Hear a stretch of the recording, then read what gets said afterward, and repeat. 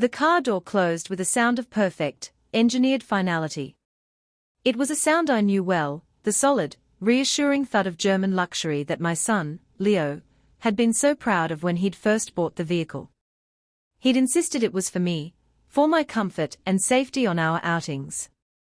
But Leo wasn't driving today.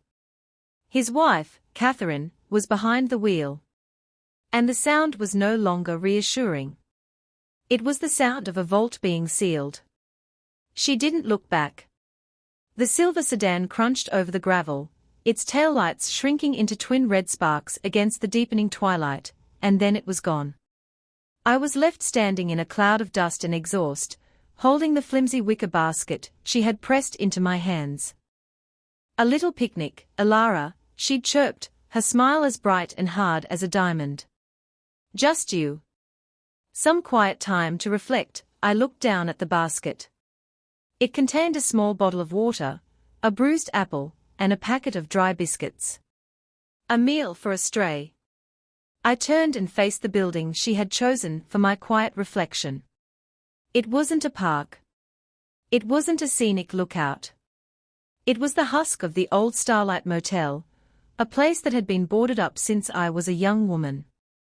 Its sign, a skeletal star with most of its neon tubes shattered, hung at a drunken angle. Windows gaped like empty eye sockets. Paint peeled from the walls in long, leprous strips. Weeds grew thick and menacing from every crack in the pavement. This was not a place for reflection. This was a place for endings. A place where things were left to be forgotten, to decay into nothingness. A cold wind snaked around the corner of the ruined building, carrying with it the scent of damp and rot.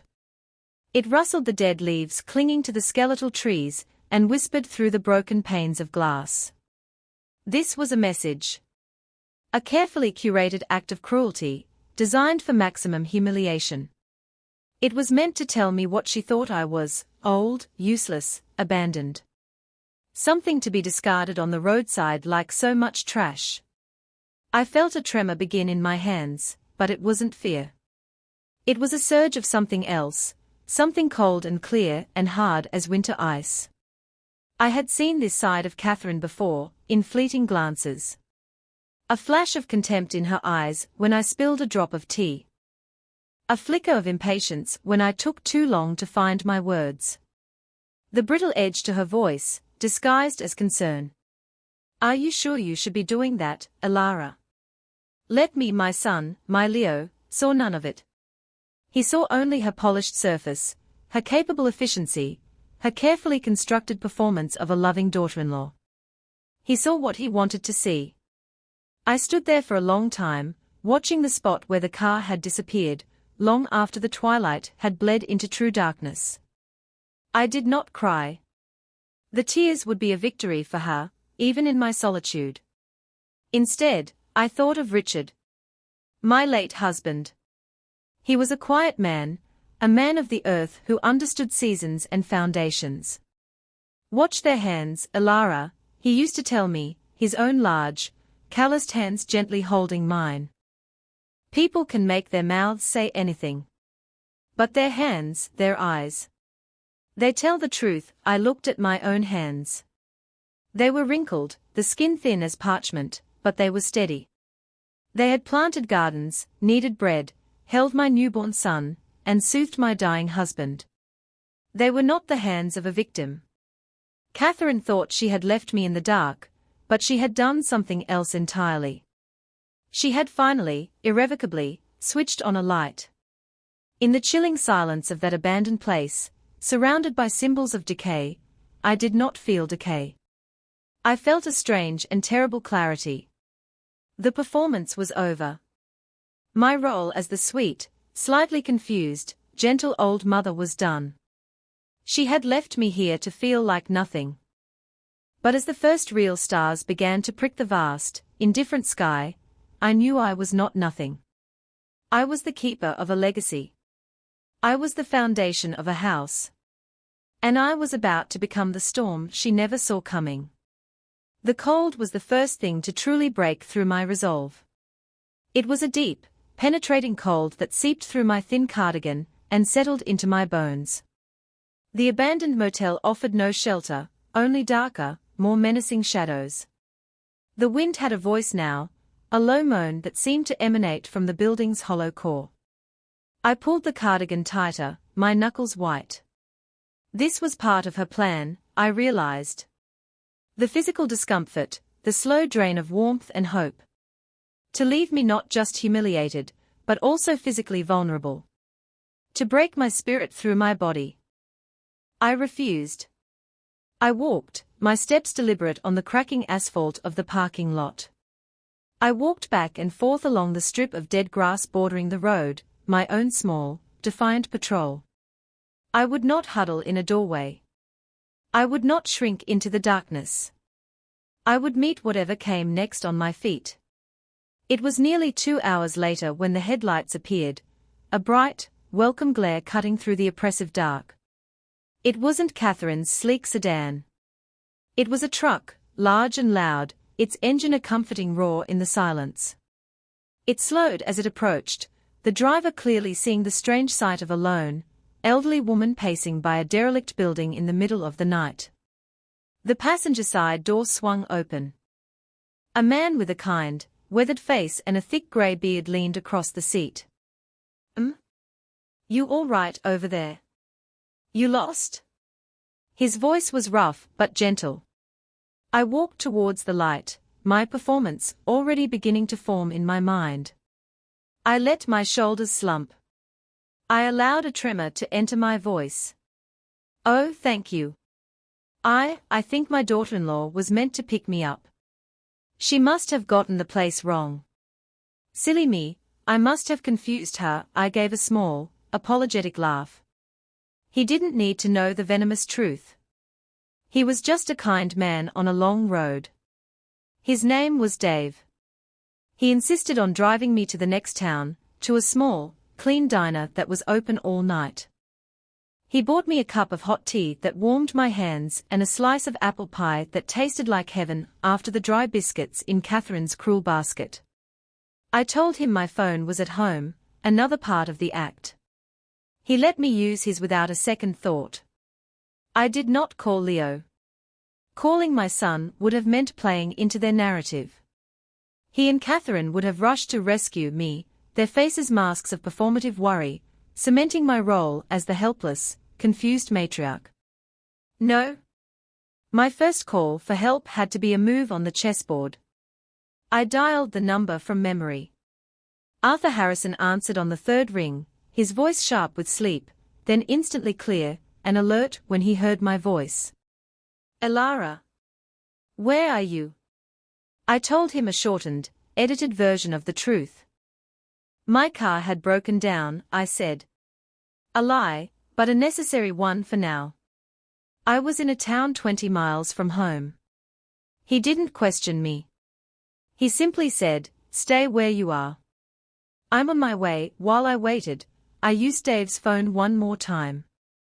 I sent a single text message to my granddaughter, Lily. Thinking of you, my sweet star. Love, Grandma. It was a message of normalcy, a tether to the one pure thing in my life. It was also an alibi. When Arthur arrived, his familiar, stoic presence was a balm. He simply helped me into his car, a warm blanket already waiting on the seat. He drove me home in comfortable silence. He understood, without needing all the details, that something was deeply wrong. As we pulled into my driveway, the house was ablaze with lights. Leo's car was there. He and Catherine burst out of the front door before Arthur had even turned off the engine. Mother! Oh my God, where have you been? We were frantic. Leo's face was pale, a mixture of what might have been genuine fear and the anxiety of being caught. Catherine rushed forward, her arms outstretched, her face a perfect portrait of relieved anguish. Elara! We were so worried. I went back to the park and you were gone. We've been calling everyone. The park. That was the story she would stick to. So clever. So plausible. I allowed her to wrap her arms around me, her embrace feeling like a cage. I leaned into her, my body feigning exhaustion. "Oh, Catherine," I whispered, my voice weak. "I'm so sorry. I must have wandered off. My mind gets so muddled sometimes." I saw the flicker of triumph in her eyes before she masked it with concern. She had won. She thought she had won. They helped me inside, fussing over me, guiding me to my armchair. They brought me a cup of chamomile tea in my favorite porcelain cup, the one with the delicate bluebells. As Catherine handed it to me, her manicured fingers brushed mine. Her hand was warm. Mine was still ice cold. They thought they were settling their frail, confused mother back into her safe little box. They had no idea that I was the one who had just returned from the wilderness, hardened and focused, my eyes now fully adjusted to the dark. They saw a victim.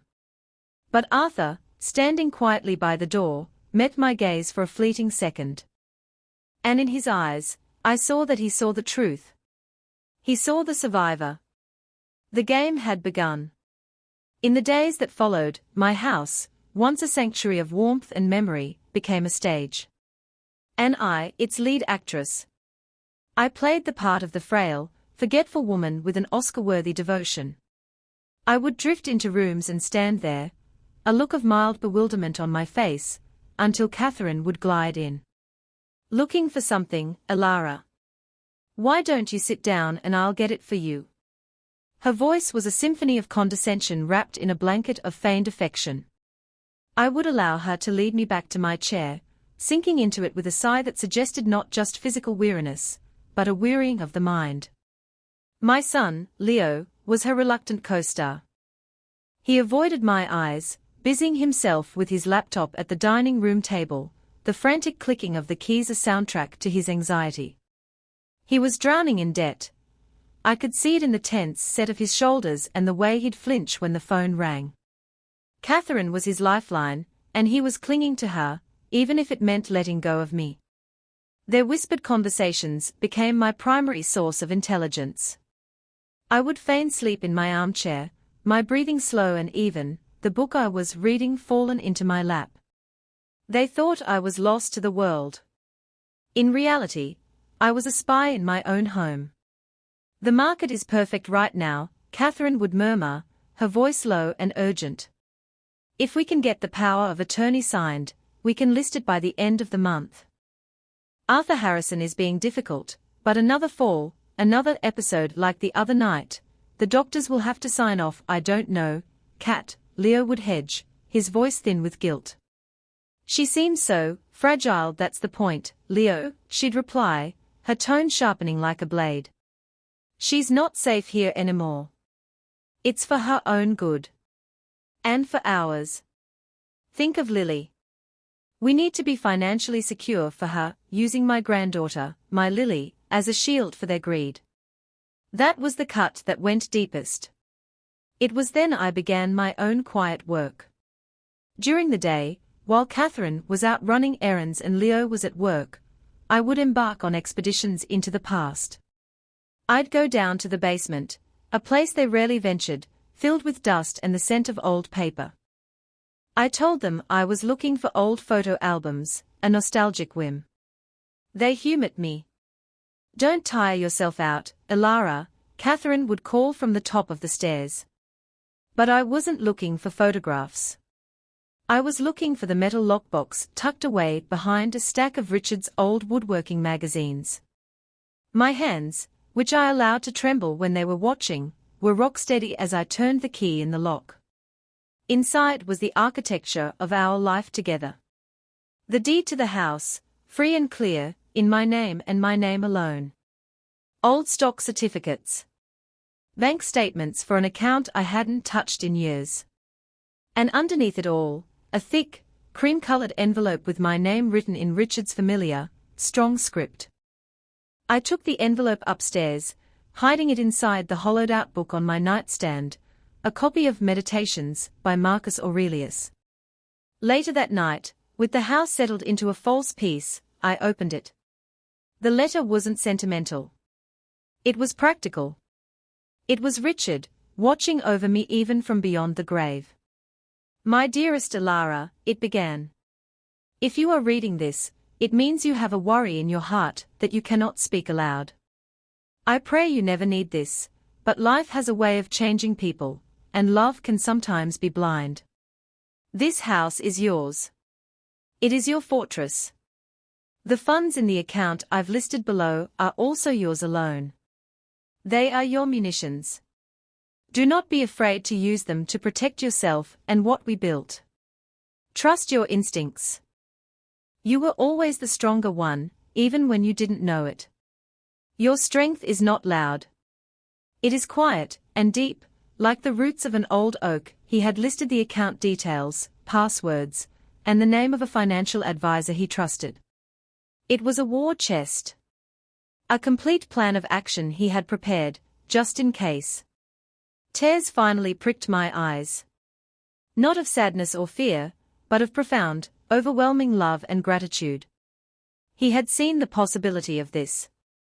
He had known my strength, even when I was beginning to doubt it myself. Catherine thought she was dismantling my life piece by piece. But she was only forcing me to rediscover the foundations Richard had left for me. I was not just an old woman in a house. I was the keeper of a fortress. And I had just been handed the keys to the armory. The next morning, I made a call. I used the old landline in the kitchen, knowing Catherine often listened in on the extension in the study. I called my friend Martha and spoke in vague, dithering tones about the garden club's upcoming bake sale. I complained about the price of flour. I talked about the weather. It was a perfect piece of audio camouflage. After I hung up, I waited 10 minutes, then picked up the receiver again, but this time I didn't dial. I held the line open, creating a busy signal for anyone trying to listen, and used my small, pay-as-you-go mobile phone, a cheap, untraceable device I'd bought for cash weeks ago, to call Arthur Harrison. The time has come, Arthur, I said, my voice clear and steady. There was no need for preamble. He understood. We arranged to meet the following afternoon at a small, discreet cafe in the next town over, a place I knew Catherine would never frequent. To create my alibi, I put on a show for Leo that evening. I accidentally spilled a glass of water on the floor, then looked down at the puddle with a heartbreakingly lost expression. Oh dear, I murmured.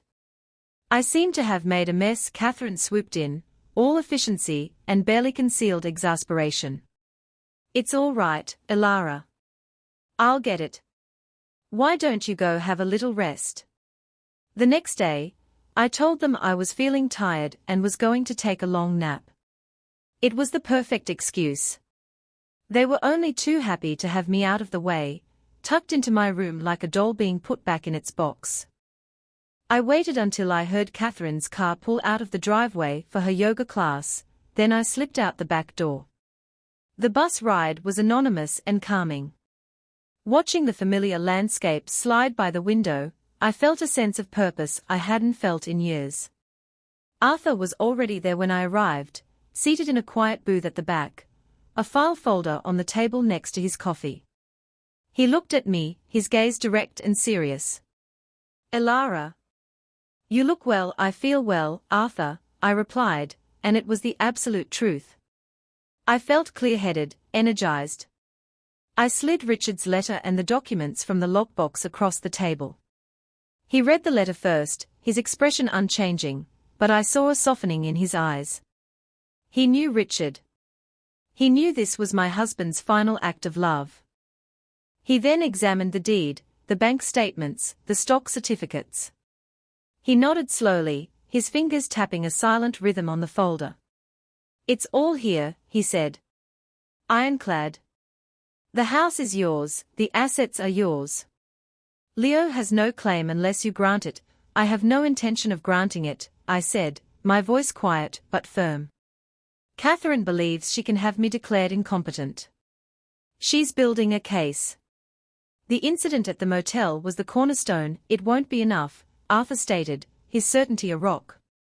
Not without a history of medical diagnoses, which you don't have. And not while you have me. What do you want to do, Alara?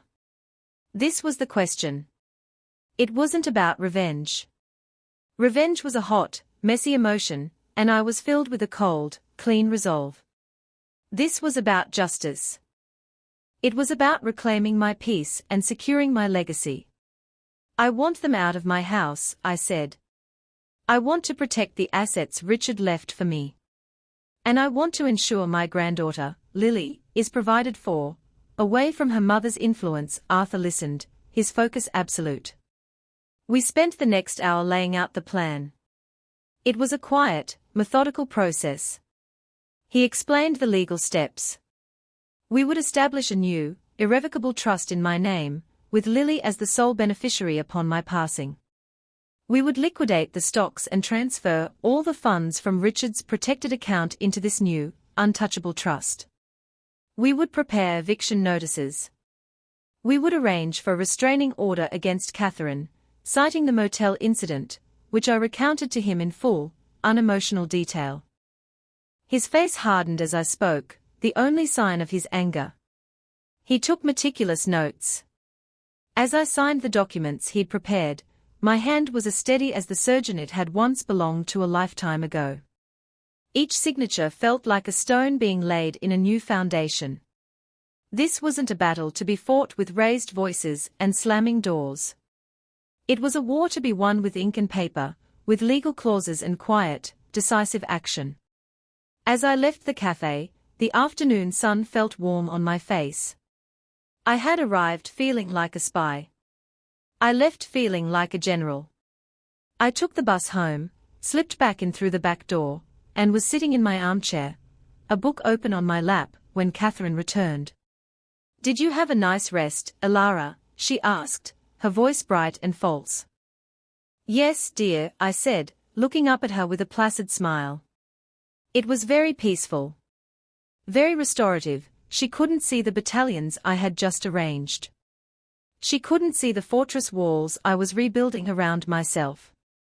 She only saw the frail old woman in the chair. And that was my greatest weapon. The days that followed were a masterclass in deception.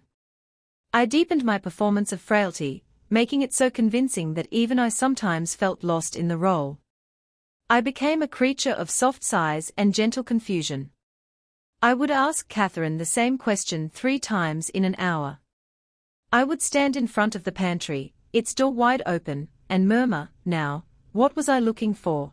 until she would guide me away with a patronizing hand on my arm. Every act was a carefully placed stitch in the tapestry of incompetence she was weaving for me. She, in turn, grew bolder. Her care became more intrusive. She started organizing my things, her hands touching my possessions with a proprietary air. I watched her one afternoon from the doorway of my bedroom. She was going through my jewelry box, holding my pearl necklace, a gift from Richard on our 30th anniversary, up to her own neck, watching her reflection in the mirror. She didn't see me. Her expression was not one of admiration, but of appraisal. She was calculating its worth. I felt a cold knot tighten in my stomach, but I simply turned and walked silently away. Let her count the silver. She had no idea I was securing the gold. My son was the most painful part of this charade. He was a ghost haunting the edges of my life.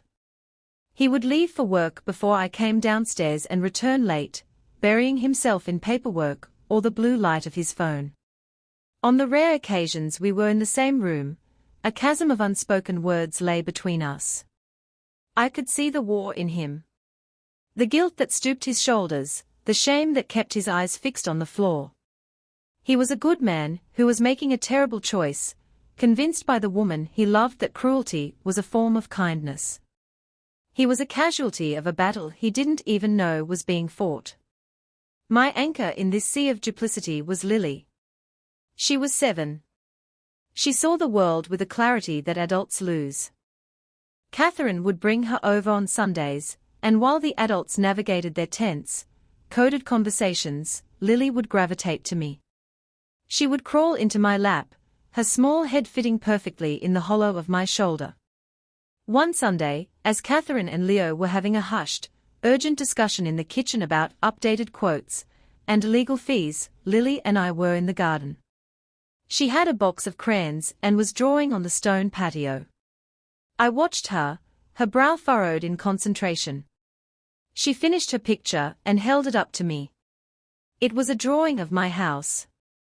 It was a child's drawing, with a crooked roof and smoke curling from the chimney in a perfect spiral. But in the sky above the house, she had drawn a huge, beaming sun with rays that touched every corner of the page. And inside the sun, she had drawn a little stick figure with a smiling face and glasses, just like mine. "That's you, Grandma," she said, her voice serious and sure. "You're the son of the house. You make it warm." She handed me the drawing. I took it, my fingers tracing the waxy lines. In that moment, her simple, profound truth cut through all the lies, all the strategy, all the pain. It was a compass, reminding me what I was fighting for. Not just a building of brick and mortar, but for that warmth. For the right to be the sun in my own sky. I held the drawing to my chest, a shield against the coldness that was trying to seep in. Later that afternoon, as Catherine was leaving, she paused by my chair.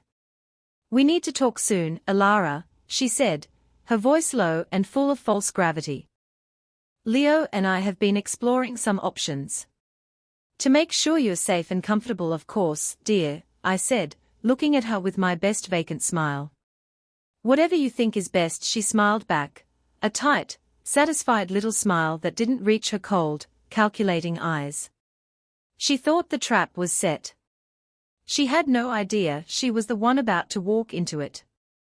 I had Lily's drawing. I had Richard's letter. I had Arthur's plan.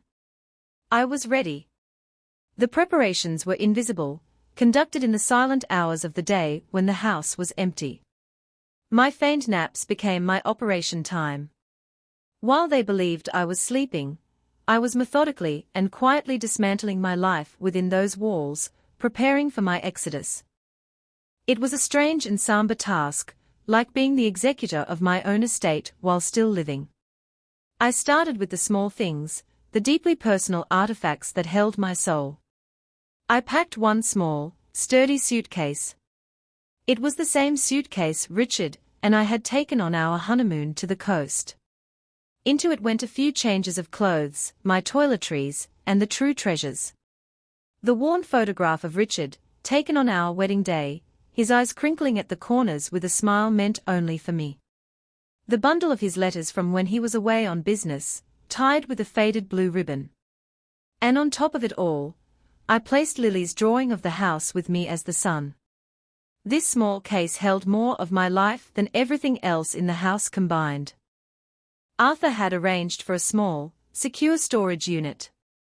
Over the course of a week, I made 3 trips on the bus, carrying unassuming tote bags. Inside were the things Catherine would have sold without a second thought, but which were priceless to me.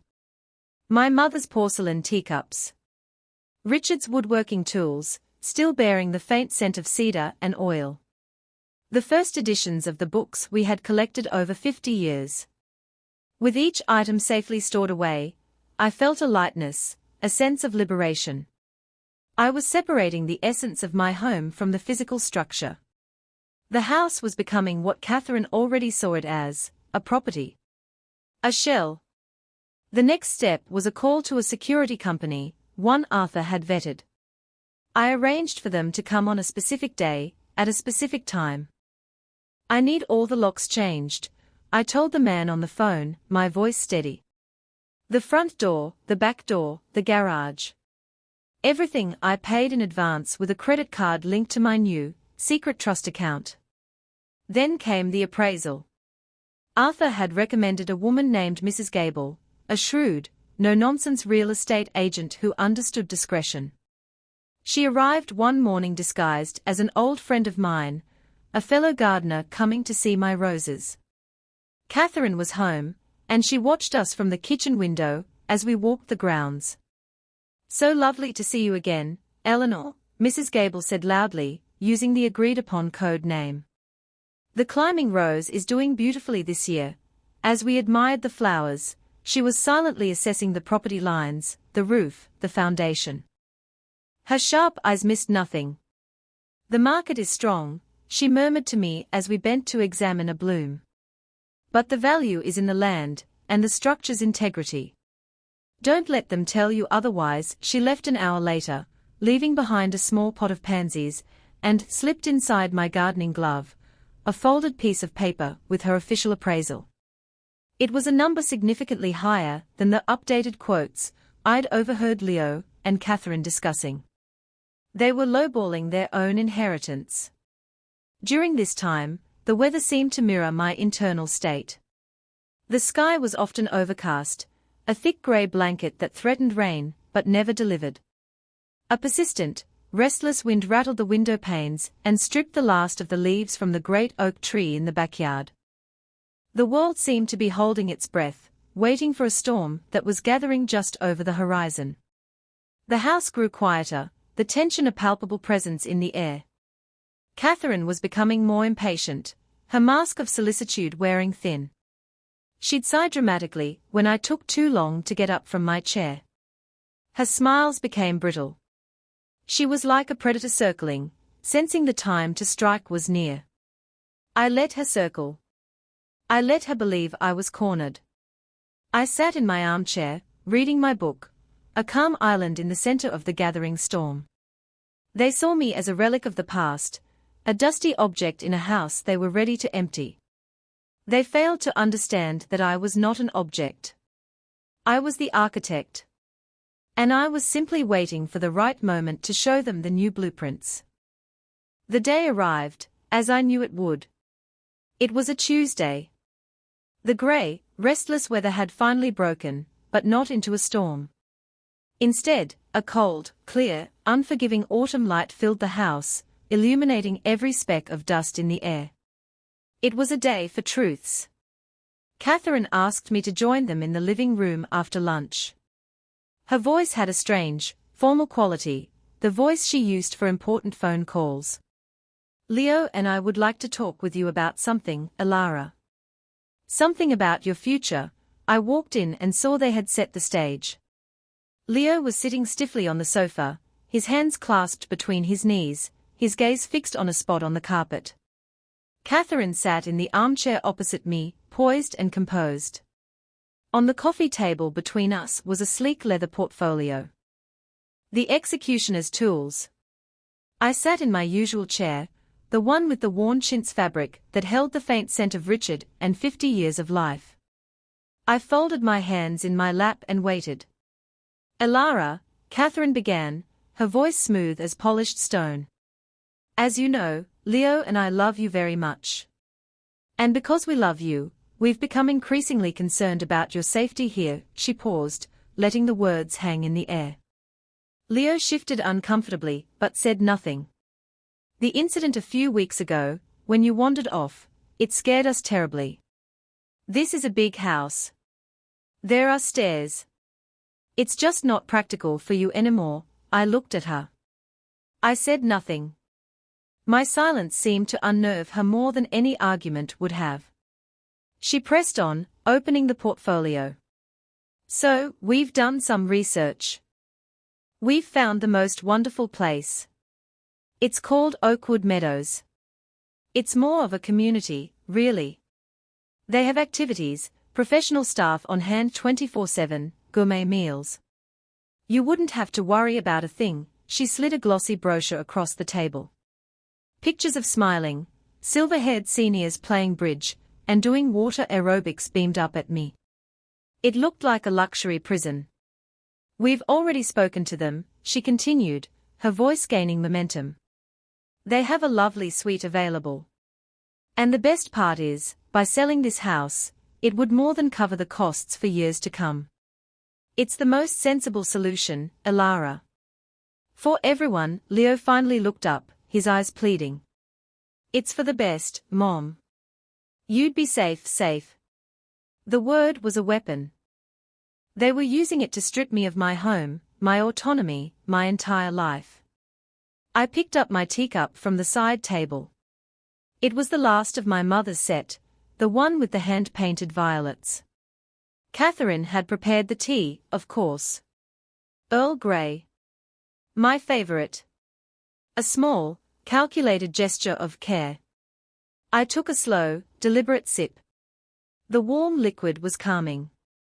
I focused on the delicate, painted petals on the porcelain, the smooth curve of the handle under my fingers. The cup was fragile, but it had survived for 80 years. It had survived moves, and children, and grandchildren, and grief. It was stronger than it looked. I let them finish. Catherine laid out the papers she wanted me to sign. A durable power of attorney. A consent form for the sale of the house. An application for Oakwood Meadows. She explained each one with chilling clarity, her words weaving a neat, tidy cage around me. When she was finally done, a triumphant silence settled in the room. She looked at me, her pen offered, a confident smile on her lips. She believed she had won. She had laid out all her cards, convinced I had no hand to play. I finished my tea. I placed the cup back in its saucer with a soft, definitive click. The sound seemed to echo in the silent room. I met Catherine's gaze, and for the first time in months, I let her see the clarity in my eyes. The fog of confusion I had so carefully cultivated vanished. I let her see the ice. I see, I said. My voice was not the weak, wavering voice of Alara, the confused old woman. It was the voice of Alara, the keeper of the fortress. And I saw a flicker of shock, of sudden, dawning fear, in Catherine's eyes. I stood up from my chair. My movements were not slow and frail, but fluid and deliberate. The sudden change in my demeanor threw them off balance. Leo stared at me, his mouth slightly agape. Catherine's confident smile faltered, replaced by a mask of wary confusion. I walked over to the old mahogany writing desk in the corner of the room, the one Richard had built with his own 2 hands. Its surface was cool and smooth beneath my fingertips. It was a bastion of strength and integrity in a room filled with lies. I opened the top drawer.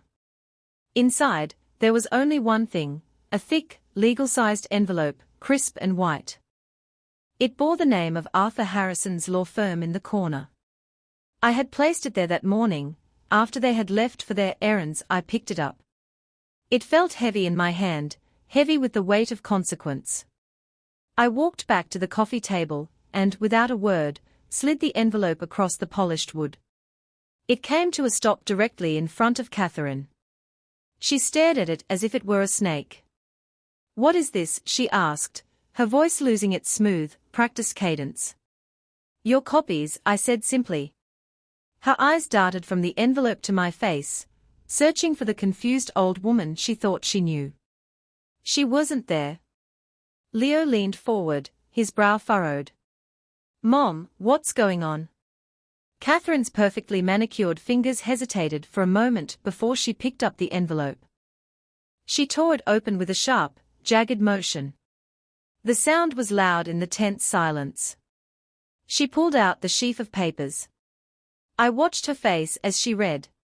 I watched the color drain from it, leaving behind a pasty, mottled gray.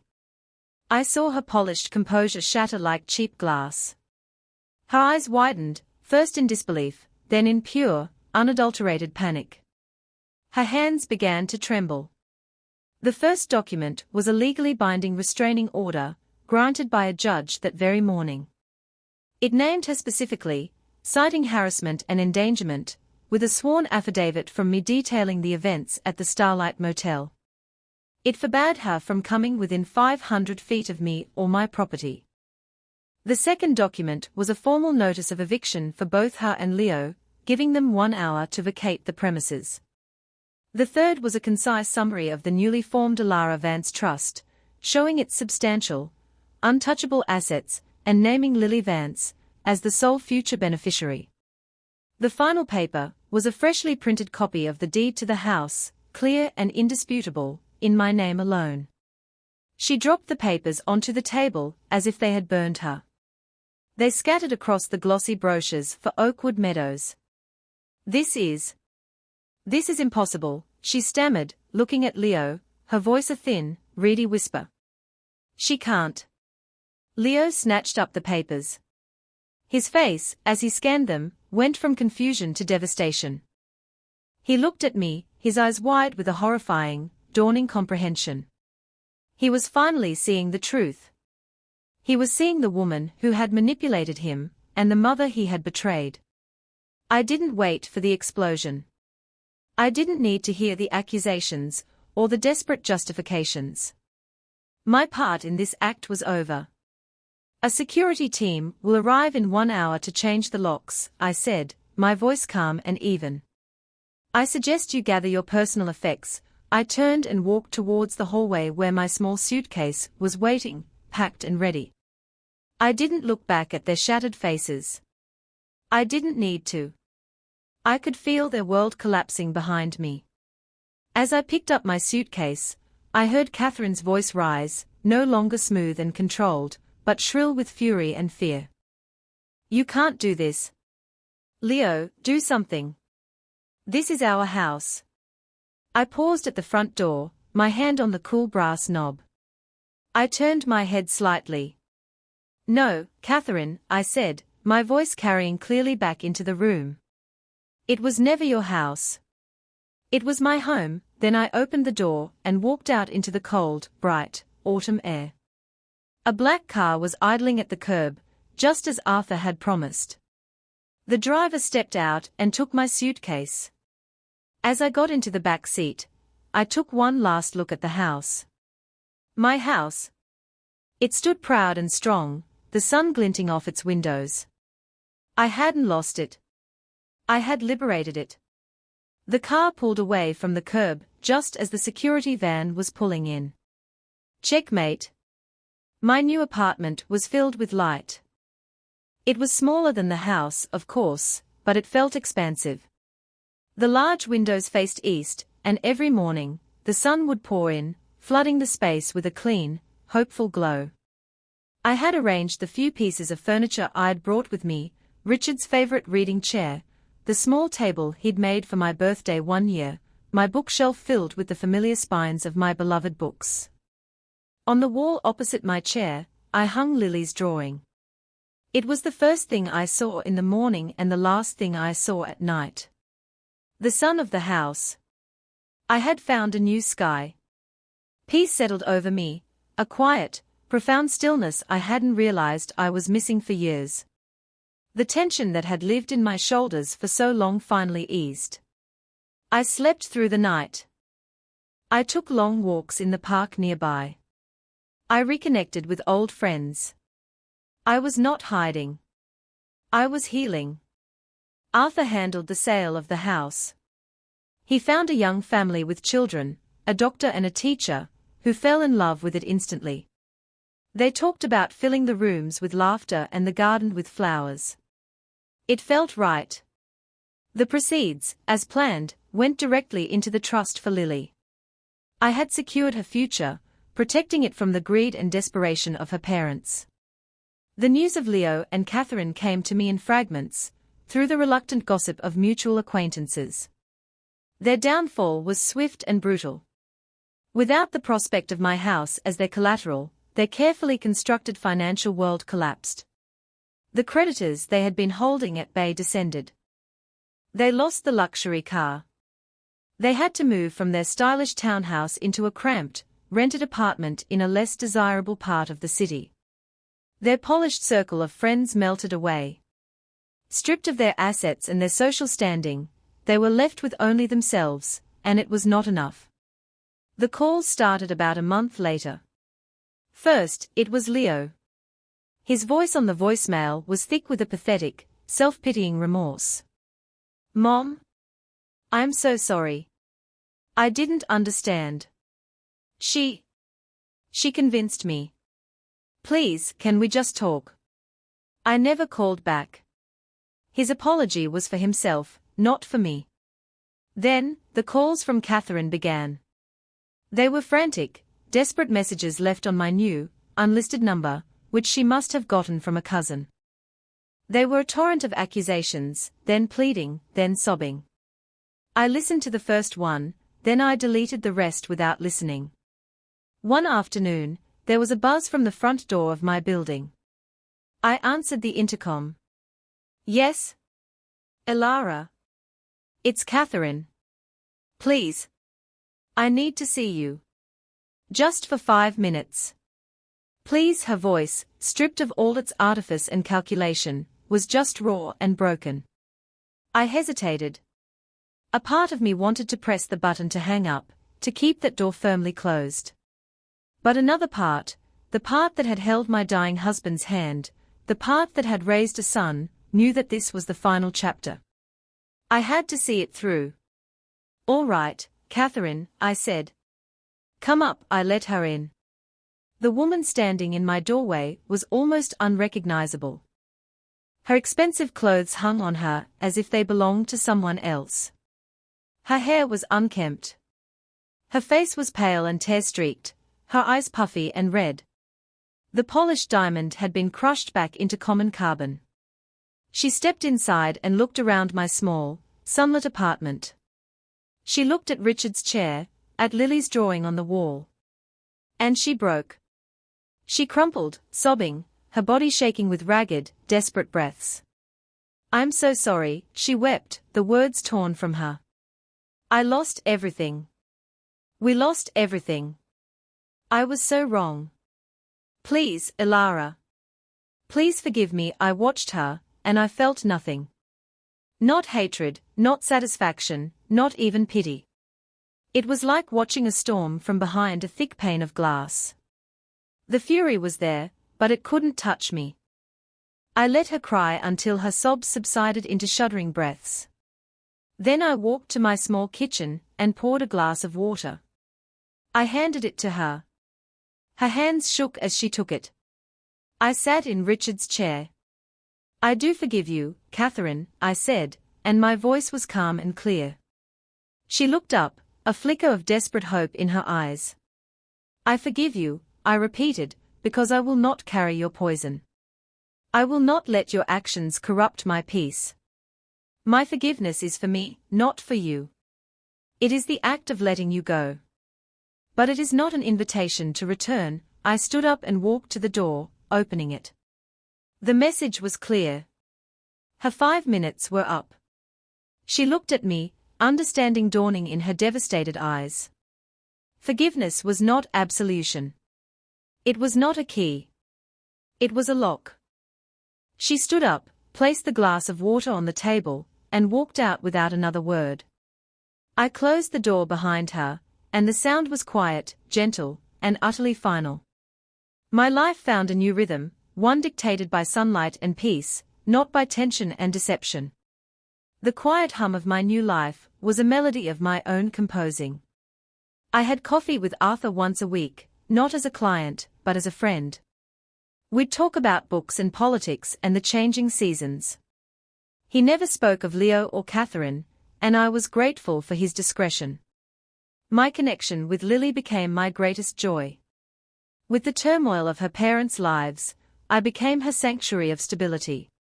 We had video calls every other day. She would show me her school projects, her latest drawing, or tell me about a dream she'd had. Her face on the screen, so open and full of love, was a constant reminder of what was real and true. Her laughter was the antidote to every bitter memory. I set up a small college fund for her, separate from the main trust, making my first deposit on her 8th birthday. It was an investment in her future, a future I was determined would be brighter, and built on a more honest foundation than the one her parents had planned. I thought often of Richard's letter. Your strength is not loud. It is quiet and deep, like the roots of an old oak. He was right. I hadn't needed to scream or fight or cause a dramatic scene. The world believes that power is loud, that victory requires a battlefield. But the most profound victories are often silent. They are won in the quiet planning, in the steady resolve, in the refusal to become what your tormentors want you to be. They are won by holding onto your own integrity when others have lost theirs. My power wasn't in evicting them from my house, it was in evicting their influence from my soul. The house, my fortress, had served its purpose. It had protected me, and I had protected it. Now, it was a home for a new family, its warmth passed on. My home was no longer a place of brick and mortar, but a state of being I carried within me. One evening, as I sat in my chair watching the city lights begin to twinkle below, I felt a profound sense of completion. The ghosts were gone. The anger had faded into a distant, colorless memory. All that remained was a quiet, unshakable peace. And in that peace, I found myself thinking of you. You, who may be listening to my story and seeing a reflection of your own. You may be sitting in a house you built with love, a house that is starting to feel less like a sanctuary and more like a cage. You may feel the chill of a voice that was once warm, or see a stranger's calculation in a familiar pair of eyes. You may be told that your thoughts are confused, that your feelings are mistaken, that your reality is not real. They may try to make you feel small, frail, and powerless, a relic to be managed and put away. Do not believe them. Know this. Your mind is a fortress. Your integrity is your armor. Your strength is not in your voice, but in your resolve. Your power is not in the confrontation, but in the quiet, steady work of reclaiming what is yours. It is in the small, unseen acts of preparation. It is in the silent gathering of your truths.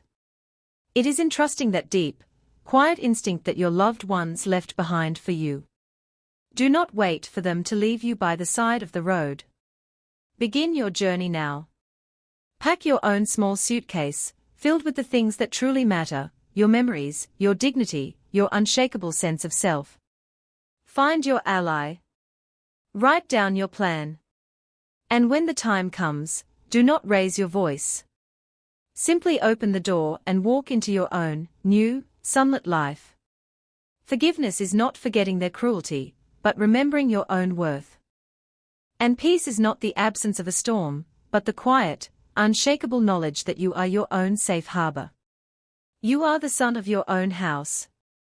Never let anyone dim your light.